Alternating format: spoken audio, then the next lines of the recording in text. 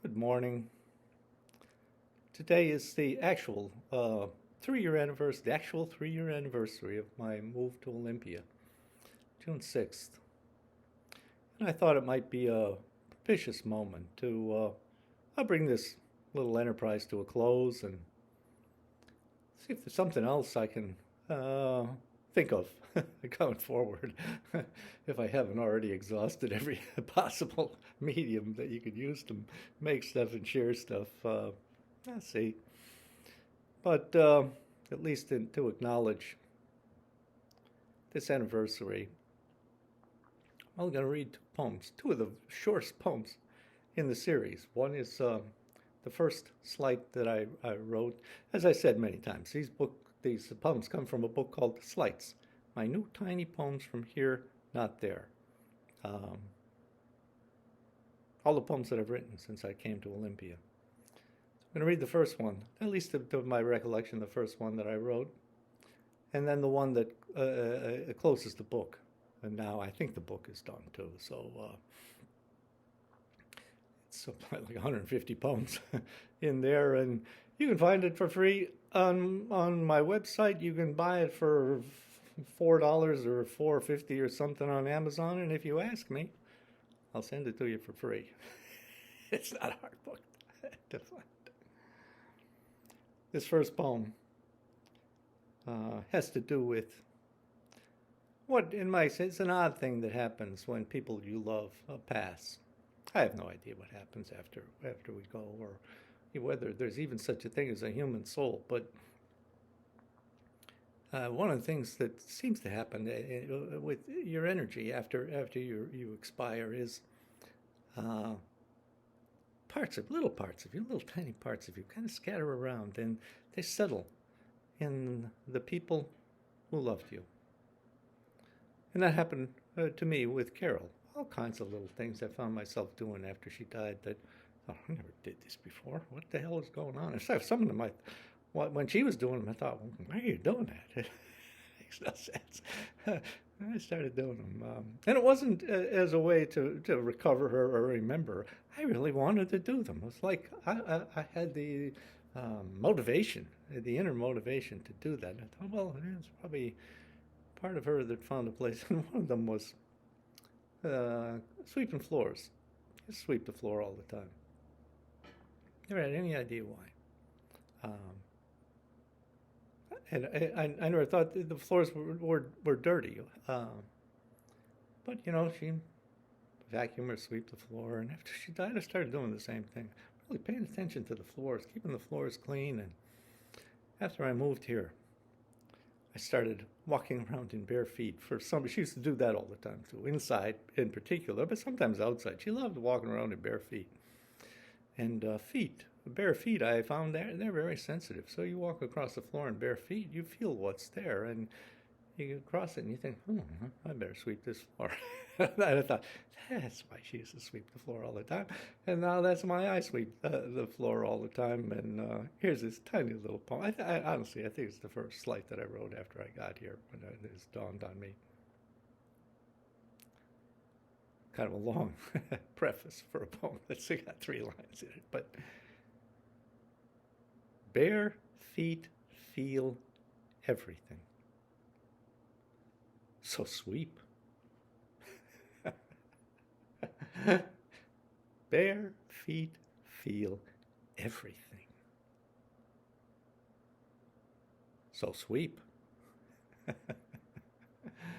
That's in memory of Carol. What a sweet person. The other poem I'm going to read, I've been reading some Taoist literature lately, just because philosophically I like it.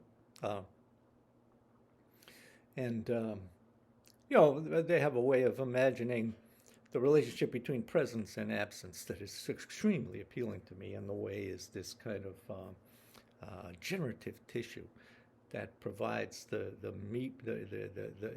medium, like a permeable medium, for absence to effuse itself into presence and then recede back into absence. Not in a linear way, not in a cyclical way. It's more like a turbulence, almost like that froth the bubbles thing that I wrote about in last spring, first of all, but then in more detail in Harvest. Anyway, the only reason I'm calling attention to that is the concept of nothing in Taoism is an extraordinarily rich and powerful way of thinking about absence, and nothing is probably the greatest something.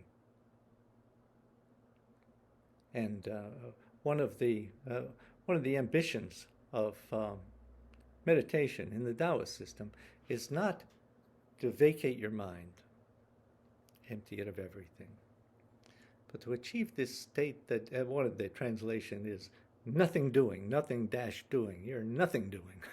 I'm a great lover of nothing doing.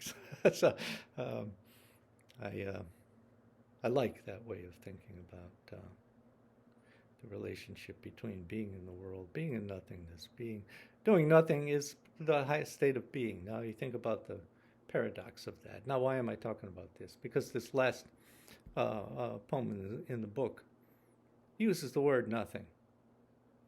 And if you read it in the Western sense, it's a really depressing poem. But if you read it in the Taoist sense, it's what do I want to say? Quizzical, cheerful even. The poem is called The End, and it is now the last poem in the book. The End. And it's each of these lines is just one word. 3 words, 3 words, 3 words, 3 words. The end. When you know that nothing matters anymore and never will again. Like I said, you hear that in the Western sense, it's like, wow, that guy's in a lot of trouble. But you hear it the other way around. It's like, when you know that nothing matters anymore and never will again, and that last part, will, you don't will what's going to happen. You just practice your nothing doing.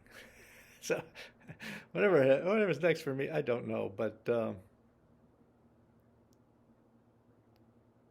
I hope it will be an entertaining enough nothing doing for me at least, and if I can find something to come up with to share it with you, I might go back to doing some kind of I don't know, but I am deeply, deeply grateful for all of you who listened.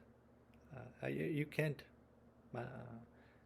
comprehend what significance that has for me. It's exponentially important. And especially those of you who said something back. Each one of those little notes, that's spectacular. Just spectacular. You are my audience. And I'm more grateful to have the audience that I have than if I had published all this stuff and sold 1 million copies. And that's the truth. So thank you from the deepest bottom of my heart.